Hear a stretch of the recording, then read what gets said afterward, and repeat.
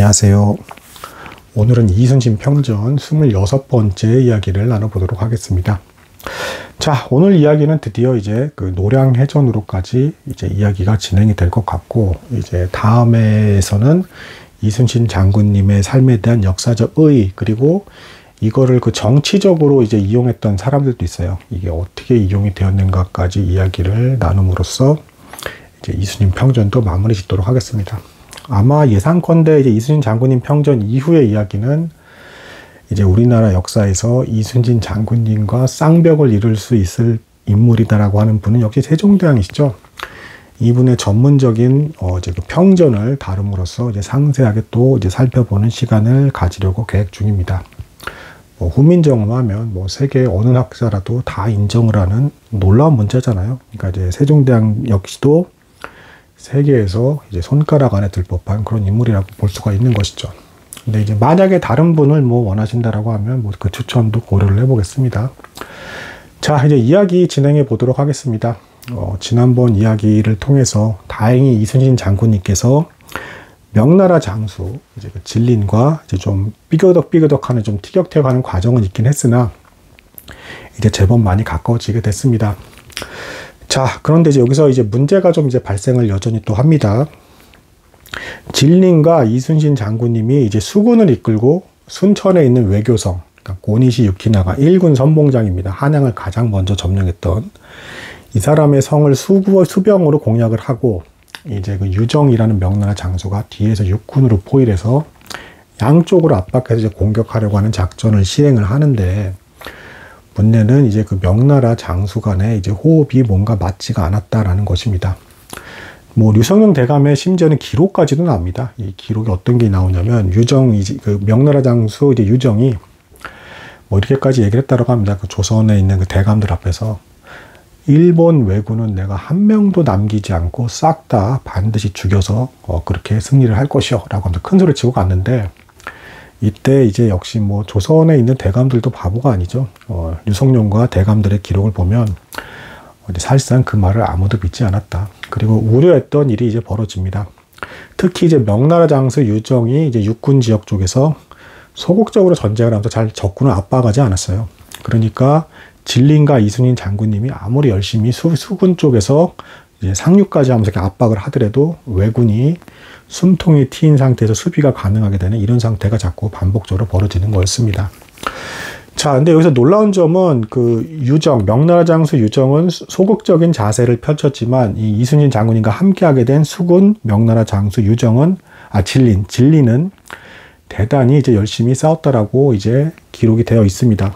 아마 이제 추정컨대 이 유정과 진린이 좀 이제 라이벌 관계이기도 했고, 이 수군 장수 진린은 이순신 장군님의 영향을 받아서 이제 열심히 싸우겠구나라는 생각을 갖게 된 것으로 이제 보여지고 있습니다. 실제로 이 명나라 수군 장수 진린은 이순신 장군님께서 이제 그 진지를 구축하고 병사들을 관리하고 여러 가지 하는 모습을 보고 너무 놀라서 감탄을 금치 못했다라고 합니다. 이렇게 뛰어난 장수가 있다니라고 하면서 인정을 하지 않을래야 하지 않을 수 없었다라고 합니다. 그러니까 전쟁을 직접 치르지 않는 상황에서조차도 준비하는 이 과정만 놓고 보더라도 명나라 장수 진린이 보기에 이순신 장군은 하늘이 내려준 인물이다, 너무 뛰어난 인물이다라고 이렇게 인정을 하지 않을래야 않을 수가 없었다라고 이제 기록하고 있습니다. 자, 이렇게 포위전이 벌어지고 있는데 이 상황에서 이제 마침내 이제 전쟁 완전 이제 막바지가 됐고, 일본군, 왜군, 성, 그리고 조선군에게까지 도요토미 히데요시가 죽었다라는 이제 이 소식이 들리게 됩니다. 그리고 왜군 장수들에게는 이제 어떤 명령이 주어지냐면, 어떻게 해서든 교섭을 통해서든 협상을 통해서든 최대한 빨리 전쟁을 마무리 짓고 본국으로 돌아오라 라는 명령이 왜군 장수들에게 이제 하달이 됩니다.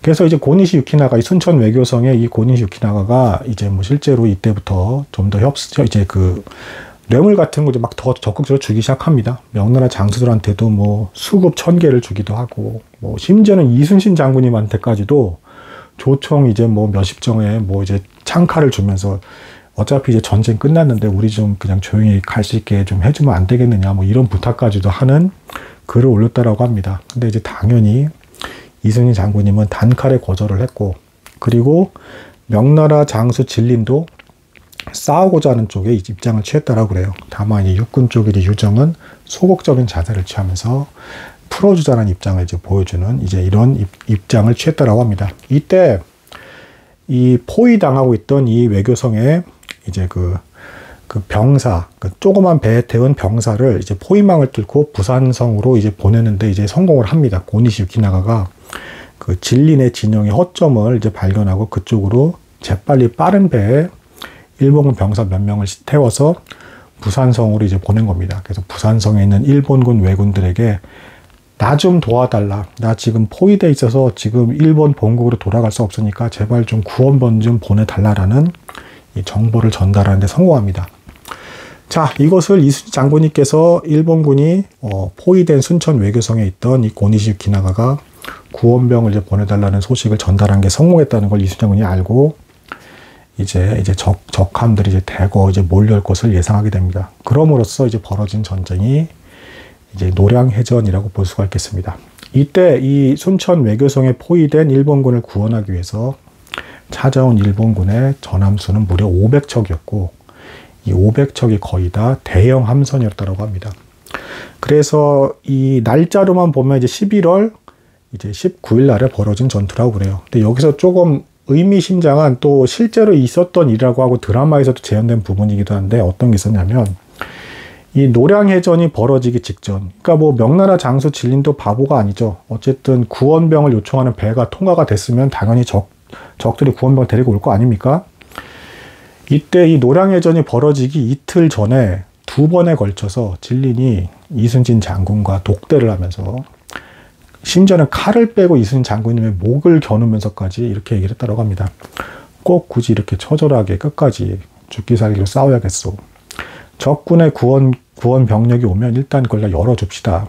열어주고 그들이 도주하는 뒤를 쳐침으로써 우리 쪽 피해도 최소화하고 적절히 적을 이제 패퇴시키는 선에서 이제 마무리 지읍시다. 그 정도로 만족합시다라고 하면서 진린이 너무 이제 처절한 이제 마지막 전투는 치르지 말자라는 의견을 2번이나 게재를 했다라고 합니다. 단독으로 독대해서. 근데 이순신 장군님께서 그렇게 말씀하셨다라고 합니다.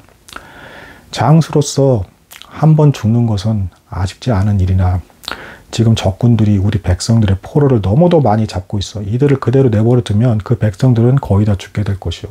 적군을 놔주고 백성이 죽게 되는 것을 용인하는 장수는 있을 수 없어 라고 하면서 이순신 장군님께서 목에 칼이 들어온 상황에서도 아주 단칼에 이제 거절하게 됩니다. 이 모습을 보고 진린 장군 역시도 감동을 하게 돼서 나 역시도 열심히 싸우겠어 라고 이렇게 하면서 마침내 11월 19일 새벽에 이제 그 적선 500척, 구원을 하러 온 500척과 그리고 이제 명나라 수군 200척, 그리고 이순신 장군님의 한 60에서 80척 되는 판옥선이 이제 격돌하게 된 전투가 이제 노량해전이라고 볼 수 있겠습니다.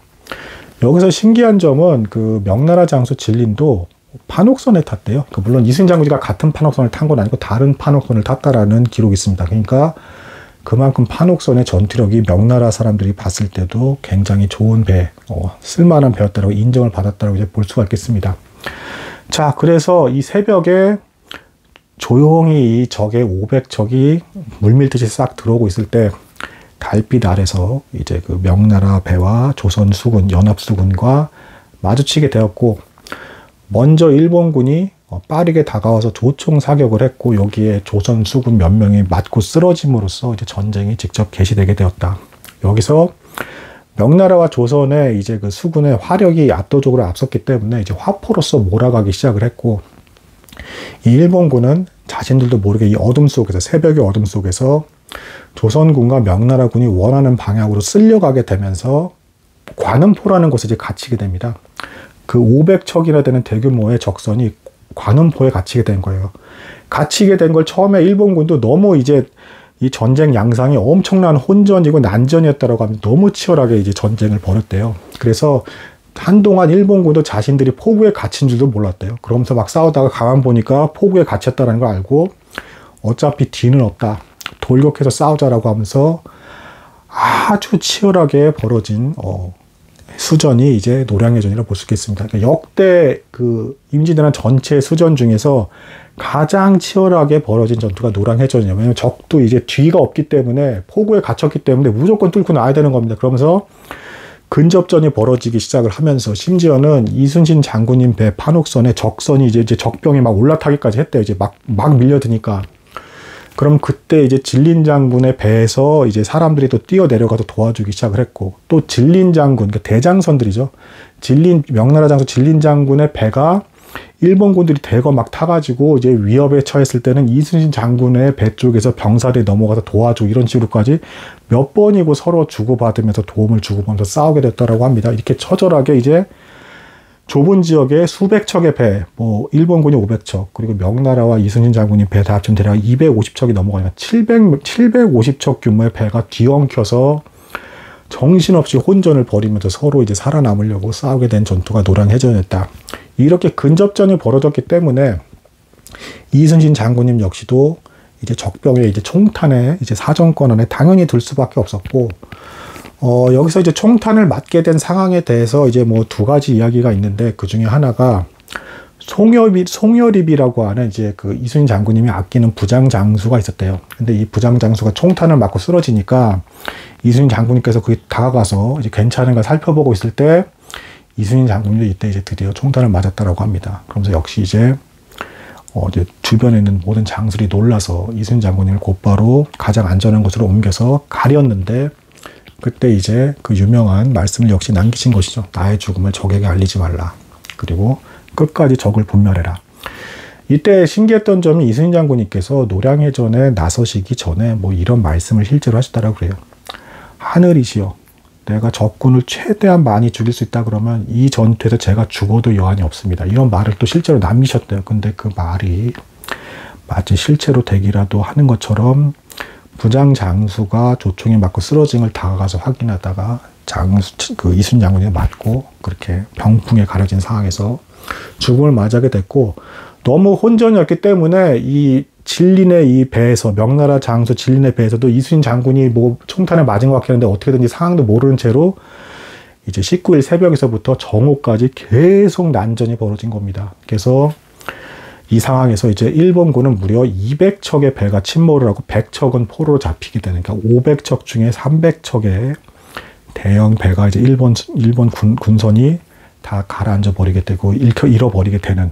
그리고 이순신 장군님 측에서 이순신 장군님만 이렇게 총탄에 맞아서 돌아간 게 아니라 이제 전에는 이런 일이 없었는데 밑에 있는 부장들, 이순신 장군님께서 아꼈던 부장들조차도 이제 5명 이상이 사망을 하게 되는, 전사에서 목숨을 잃게 되는 이런 일이 있었고, 명나라 장수 측에서도 이제 부장 몇 명이 죽게 되는, 그러니까 엄청난 난전이었던 겁니다. 그래서 그런 처절한 끝에 일본군에게 엄청난 피해를 준, 무려 이제 300척을 이제 사실상 적선을 이제 파괴한 그 싸움이 이제 노량해전이라고 볼 수 있겠습니다.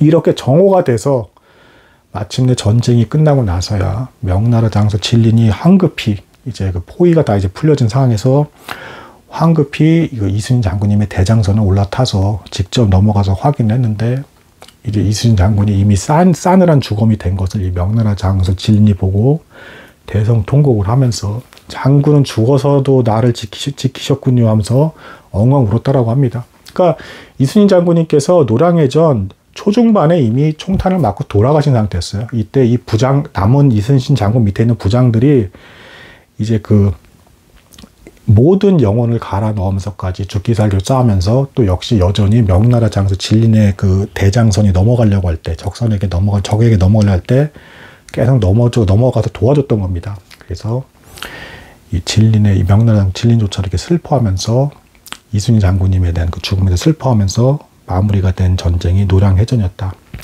자, 이것에 대해서 선조가 비록 이제 그 순천 외교성을 점령하지 못했지만 돌아가는 적에 대해서 엄청난 타격, 무려 300척이나 이르는 타격, 그리고 적어도 2만 명 이상의 적병이 사망한 것으로 추정되는 이 피해를 안긴 것을 보고, 그걸 가지고 이제 선조도 이 전쟁은 우리가 승리한 것이다라는 것을 인정할 만한 승리를 거두었다라고 하면서 이제 좀 통쾌해하는 이제 글을 남겼고요. 나머지 조선 사람들의 입장에서도 끝에 이제 이 노량해전의 이 대승을 통해서 조선이 임진왜란에 승리를 했다. 적은 우리의 땅을 단 하나도 빼앗지 못했다라는 인식을 갖게 만든 이제 그 전쟁이 노량해전이라 볼 수가 있겠습니다. 오늘은 이제 여기까지 나도록 하겠습니다. 감사합니다.